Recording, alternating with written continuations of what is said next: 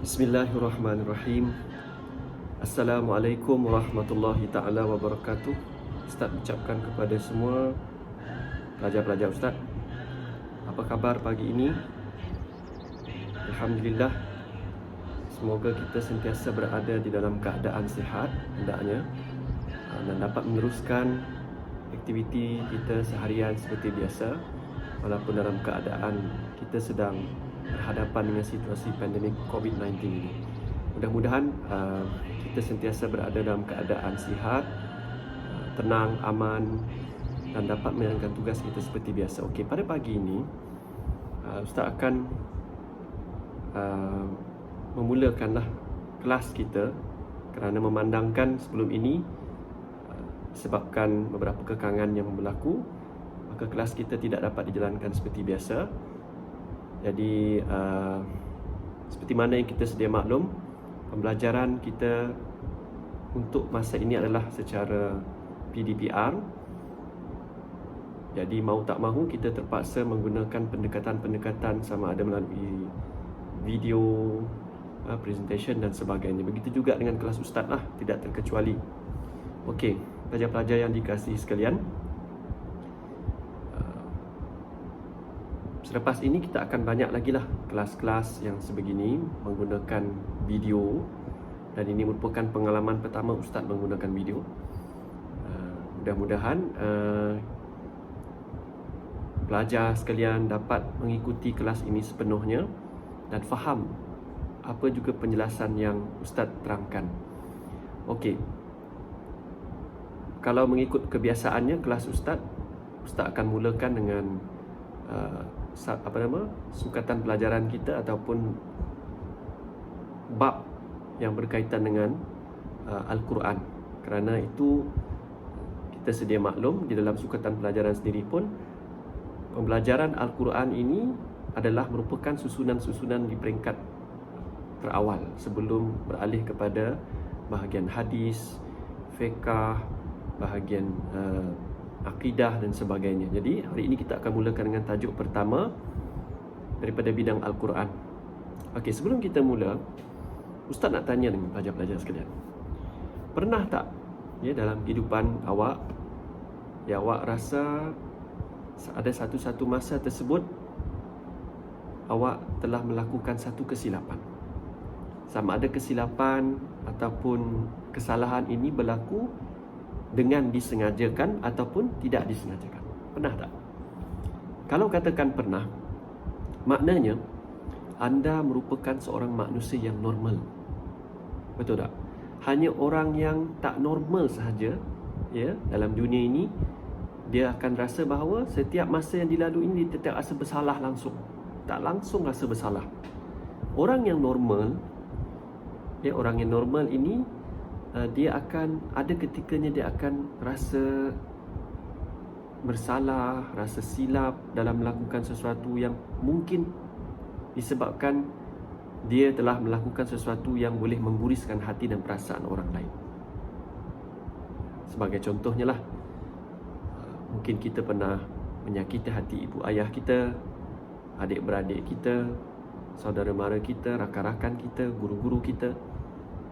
Ataupun kalau kita nak pergi secara lebih advance lagi, mungkin kita pernah melakukan perkara-perkara yang termasuk di dalam perbuatan dosa. Seperti contohnya kita berbohong, kita mengambil barang orang, ataupun senang kata kita mencuri.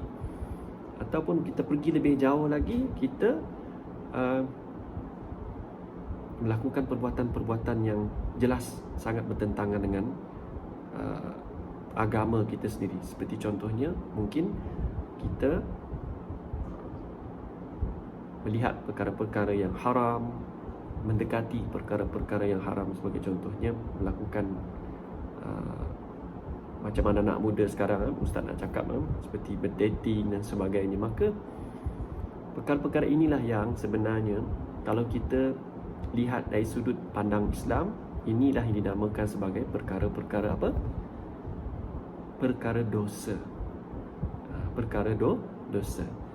Para ulama Islam telah memecahkan dosa ini kepada dua kategori.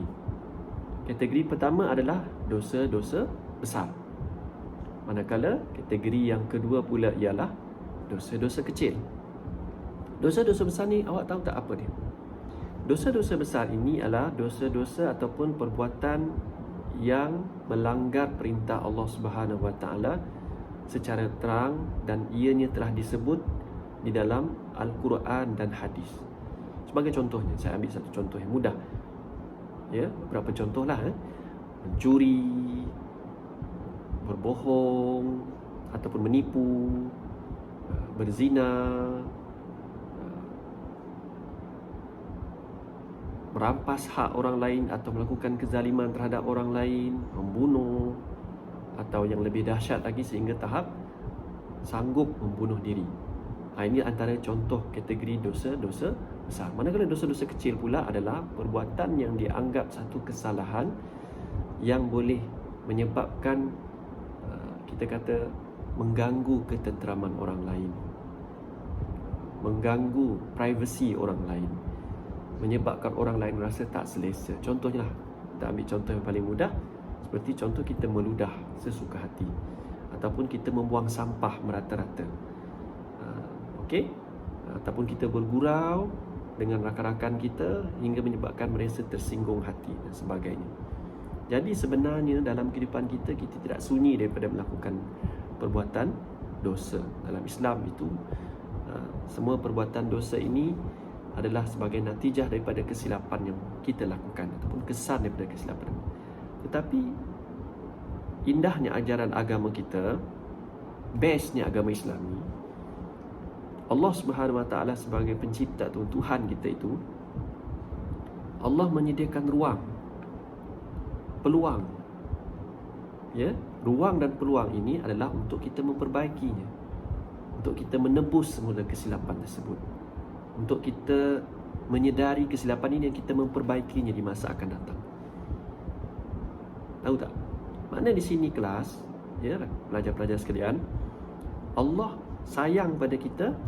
Allah menerima pengakuan atau penyesalan daripada kita ini. Maknanya Allah menerima apa dia?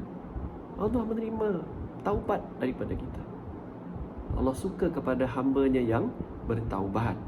Maknanya orang bertaubat ni ialah orang yang ingin kembali semula kepada Allah setelah menyedari dirinya melakukan kesilapan, ataupun lebih senang kita kata perbuatan dosa. Makna di sini kelas, Allah ini maha menerima taubat, atau kita kata Allah ini pengampun segala dosa. Jadi bertepatan dengan apa yang Ustaz terangkan tadilah sebenarnya tajuk kita pada hari ini, iaitu Allah Subhanahu Wa Taala pengampun segala dosa. Okey, sebelum kita pergi lebih jauh, di dalam Al-Quran begitu banyak sekali ayat-ayat suci Al-Quran yang menerangkan tentang sifat pengasih dan penyayangnya Allah kepada hamba-Nya ini. Malah lebih jauh daripada itu, Allah Subhanahu Wa Taala itu bersifat Ghafurur Rahim, pengampun dan penyayang. Seperti mana ayat suci Al-Quran yang berikut daripada surah Al-A'raf ayat 23. Okey, Ustaz pasang bacaan ini untuk kamu pendengarkan. Okey, selepas itu kita akan lihat pula kepada terjemahan ayat tersebut. A'udzu billahi minasyaitonir rajim. Qala rabbana zalamna anfusana wa illam taghfir lana wa tarhamna lanakunanna minal khasirin. Okey, baiklah. Dah dengar kan? Kalau Ustaz sendiri baca boleh, tapi Ustaz nak ambil berkah daripada pembacaan Syekh Qari kita yang terkenal, ya. Dan bacaan beliau lebih baik daripada bacaan Ustaz lah. Alright. Kalau kita lihat pula dari segi makna ataupun terjemahan ayat ini, okey, kalau pada kita potong ayat ini kepada 3 bahagian, iaitu yang pertama sekali ialah Bismillahirrahmanirrahim.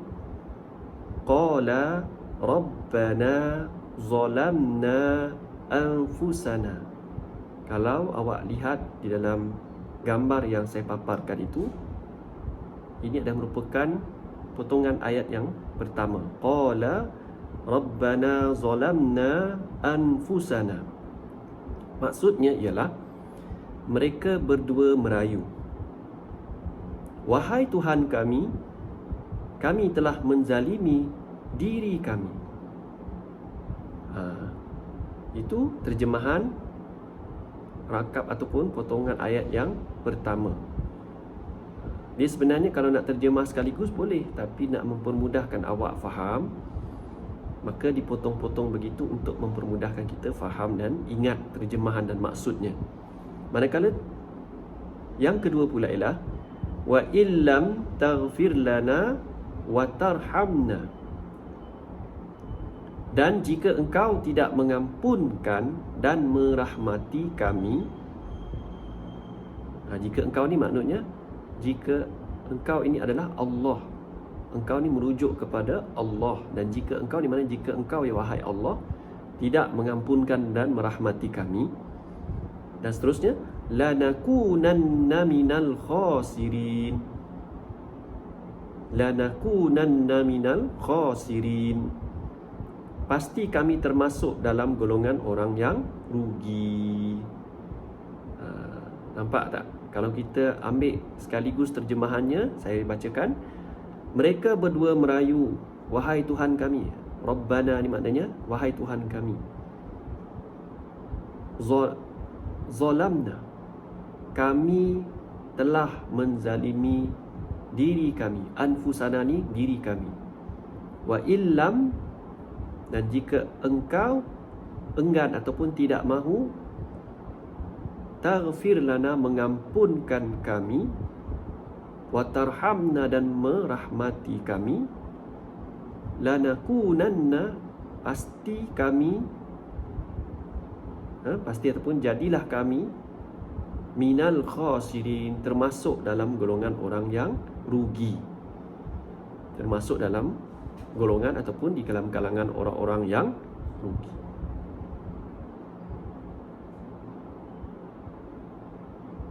Jadi kalau terjadi kita termasuk dalam kalangan yang rugi di sisi Allah Subhanahu Wa Taala, alangkah sesalnya kita, kerana kerugian ini bukan sekadar kerugian yang kecil, kerugian yang sikit-sikit, tapi ini kerugian yang besar. Kerugiannya kelak akan berkaitan dengan kesudahan hidup kita setelah berakhirnya kehidupan di dunia ini. Kalau dekat dunia ni kelas, ya pelajar-pelajar sekalian, kita rugi sesuatu perkara, mungkin kita masih berpeluang untuk menebus semula selagi kita masih hidup. Tetapi apa terjadi sekiranya kita tidak sempat untuk menampung segala kerugian yang berkaitan dengan alam akhirat, maka kerugian itu adalah kerugian yang bersifat selama-lamanya. Alangkah ruginya kita.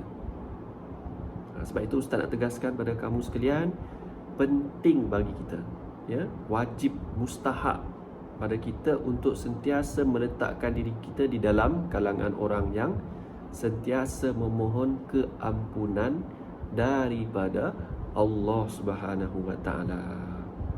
Seperti mana Ustaz dah maklumkan di awal-awal tadi kan, manusia ni dia tak pernah sunyi daripada melakukan dosa dan kesilapan. Sebab itulah kita kena sentiasa kembali semula kepada Allah Subhanahu Wa Taala. Kita tak boleh rasa diri kita ni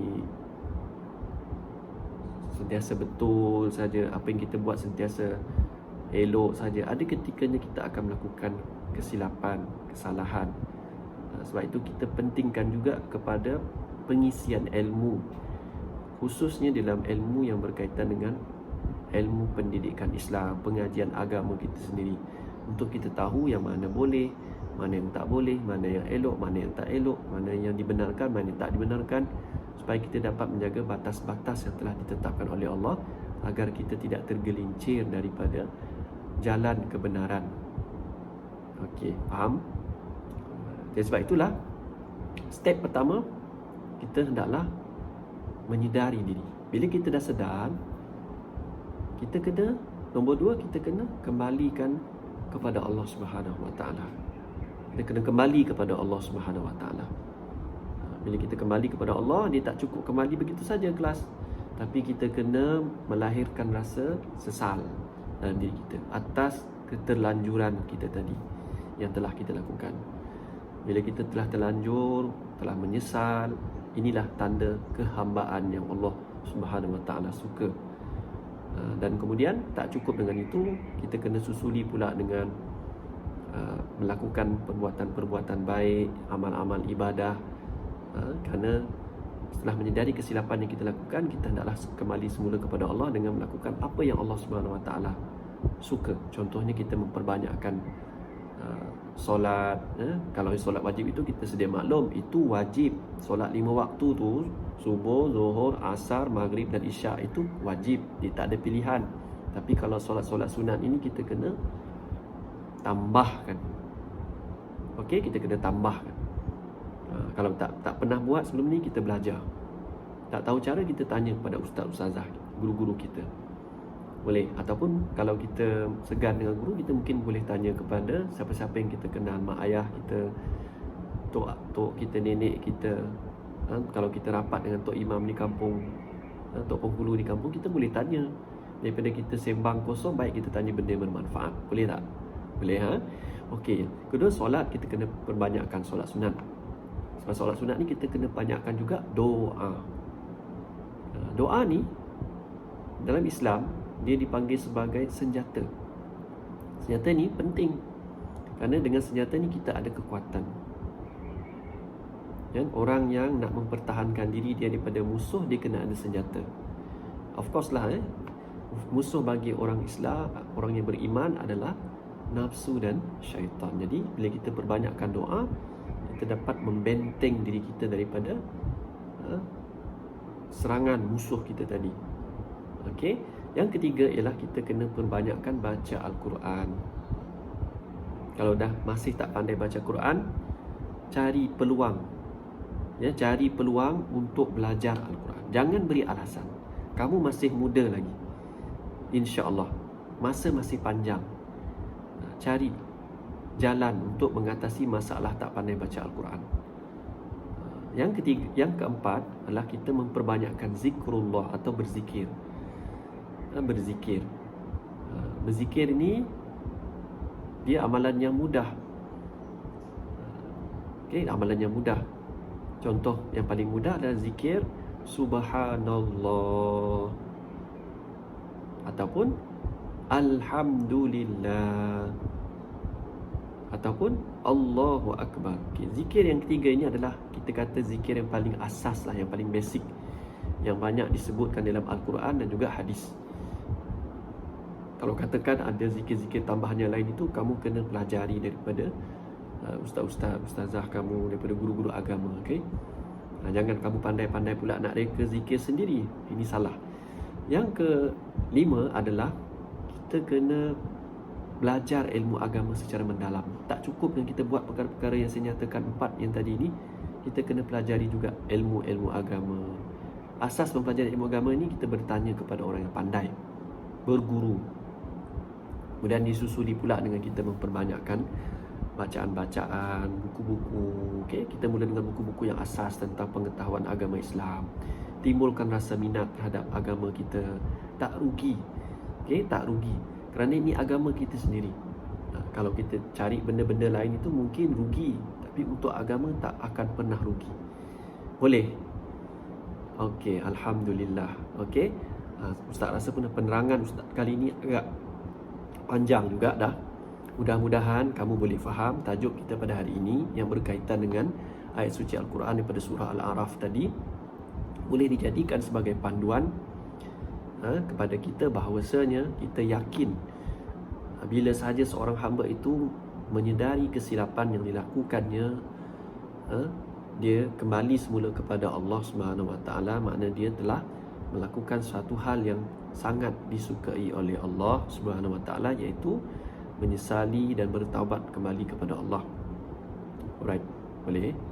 Jadi tak rugi kita kembali kepada Allah. Allah ini sentiasa menerima permohonan maaf lah daripada hamba-hambanya. Okey, untuk yang terakhir, kita lihat sedikit intisari daripada ayat ini. Intisari maknanya kita kata kesimpulan daripada ayat ini. Pertama ialah melakukan dosa satu kezaliman terhadap diri sendiri. Betul lah. Bila kita buat dosa, maknanya kita telah menzalimi diri kita. Kita telah menzalimi diri kita. Maknanya kita buat perkara yang tak elok sebenarnya pada diri kita sendiri. Contoh macam kita mencuri. Maknanya selepas kita mencuri, ambil barang orang, awak rasa awak akan tenang tak selepas ambil barang orang? Pasti sekali awak akan rasa takut. Kalau mungkin orang yang awak ambil barang ini nanti tahu orang yang mencurinya, dia akan datang kepada awak, dia akan marah, dia akan mungkin pukul awak dan sebagainya, ataupun ambil tindakan yang lebih dahsyat lagi. Contohnya dia laporkan kepada pihak berkuasa, polis dan sebagainya. Mungkin ini menzalimi diri sendiri. Yang kedua, umat Islam wajib memohon keampunan daripada Allah SWT di atas segala dosa yang dilakukan. Pegang betul-betul poin ini. Ustaz selalu jumpa kadang-kadang ada soalan tanya kepada pelajar, apa hukumnya bertaubat kepada Allah setelah melakukan kesilapan? Jadi contoh jawapannya A, sunat, B, makruh, C, wajib, D, harus dan sebagainya kan. Jadi boleh pula dipilih jawapan dia sunat ataupun harus. Sebenarnya hukumnya adalah wajib. Maknanya kena buat, mesti buat, tak boleh tidak. Boleh. Okey, taubat ini bila sedar sahaja melakukan kesilapan, kena taubat kepada Allah, wajib. Yang ketiga, Allah SWT sentiasa menerima taubat hambanya yang menyesal atas dosa yang dilakukan. Tengok betapa pengasihnya Allah, betapa penyayangnya Allah SWT kepada kita. Setiap masa, setiap ketika hamba-hambanya yang meminta keampunan kepadanya akan diterima olehnya, dengan syarat kita tidak melakukan perkara yang syirik, yakni menyekutukan Allah SWT. Apa itu syirik? Syirik ialah perbuatan hati ataupun tindakan seseorang hamba itu mengaku selain daripada Allah adanya Allah ataupun adanya Tuhan yang lain. Ini syirik. Okay, kalau syirik ni kita akan bincang di masa akan datang lah penjelasannya, kerana syirik ni ada bahagiannya. Okay? Yang keempat, orang yang mendapat keampunan Allah ialah orang yang beruntung. Jadi kita kena takkan diri kita sentiasa di kalangan orang yang beruntung. Maknanya kita kena usahakan diri kita berada di dalam kalangan orang-orang yang sentiasa meminta ampun dan kemaafan daripada Allah Subhanahu wa taala, supaya kita tergolong di dalam kalangan orang-orang yang beruntung di dunia dan di akhirat. Dan yang terakhir, antara sebab untuk mendapat keampunan kasih sayang Allah SWT adalah termasuklah mengakui dosa yang telah dilakukan. Jadi kita kena akui dosa yang telah lakukan ini. Jangan pula kita kata kita tak pernah buat silap, tak pernah buat salah. Okey, termasuk jugalah kalau kita pernah melakukan kesilapan dan dosa terhadap sesama manusia, sedaya upaya yang termampu kita kena minta maaf. Kalau berkaitan dengan kita ambil hak orang, kita kena ganti ataupun kita pulangkan atau kembalikan semula. Okey, jelas? Boleh? Okey, InsyaAllah itulah dia penjelasan pada Ustaz. Harap boleh faham apa itu tajuk kita pada hari ini, iaitu Allah Subhanahu wa taala pengampun segala dosa. Wabillahi taufiq hidayah. Assalamualaikum warahmatullahi taala wabarakatuh.